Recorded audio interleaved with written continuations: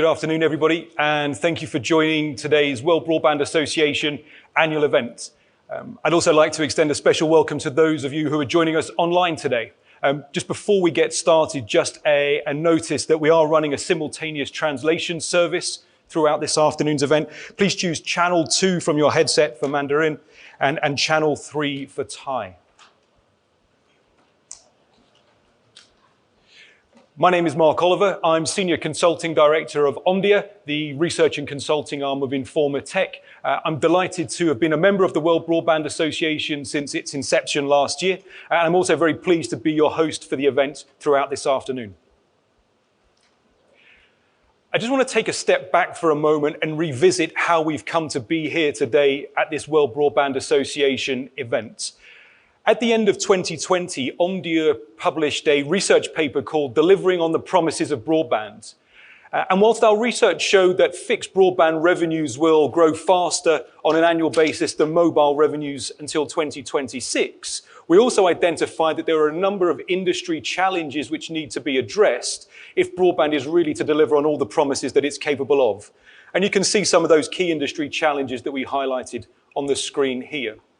On releasing this paper, we were challenged by some of our industry partners as to, why are these industry challenges perpetuating? What is it that we need to do to begin to address them?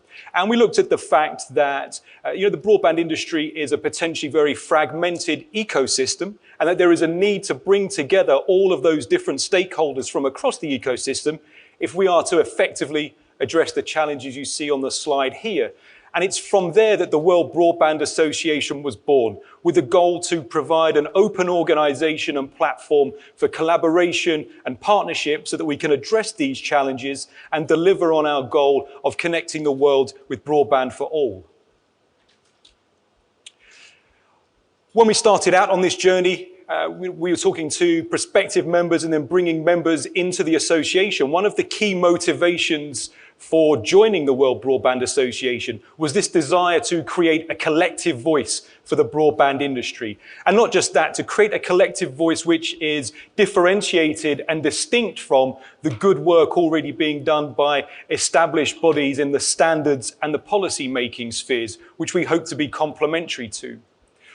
What you can see on this slide here is just some of the ways that we've gone about building this collective voice since the World Broadband Association's launch in July of 2021. And that's included mobilizing working groups to look at the hot topics of the day, and we'll hear more about those through the course of this afternoon. It's also been a goal of ours to produce custom thought leadership underpinned by World Broadband Association intellectual property. And we've been doing that through the course of white papers and video presentations over the course of 2022. We've also been running digital media campaigns, building our social presence, and also running events like this one here today, and also a sister event in Amsterdam last week. What we're also delighted to announce is by the end of this year, the World Broadband Association will be registered as an independent legal entity in Switzerland. Just a very short call to action from me before we look at today's agenda. We'd be delighted for you to join the World Broadband Association on its journey and to join the selection of members you see up on the slide here right now. There are registration forms we'd be happy to collect on your desks. Alternatively, come and find me at any point during this afternoon, or find us on the World Broadband Association website and the membership inquiries function there. We'd be delighted to discuss with you how you can benefit from and contribute to your free membership of the WBBA.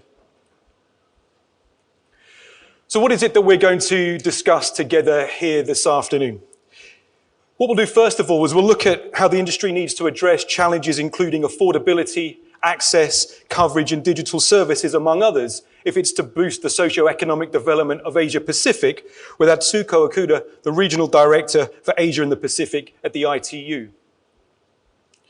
We'll then examine how we close that digital divide through future-proofed investments in digital infrastructure by examining broadband business models and funding strategies with Vishesh Gupta, General Manager from Sumitomo Mitsui Banking Corporation. The development of the broadband is, of course, at different stages across different markets in the world. And China Telecom will share with us online as to how its all-optical 2.0 network is empowering sustainable broadband development with Junjie Li, Chief Expert of the Optical Transport Network at China Telecom. Global broadband trends and the importance of connecting the unconnected, unlocking innovation and future-proofing the network is something that we'll analyze together with WBBA member Sunil Piyal from OpenServe.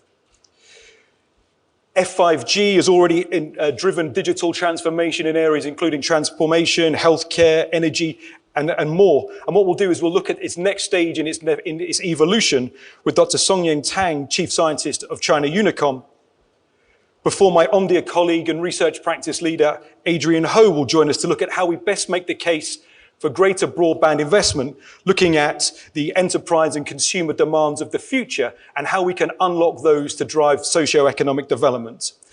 I'll also be hosting a panel of experts from across the operator, vendor, and investment communities to assess success stories and strategies for driving broadband development now and in the future.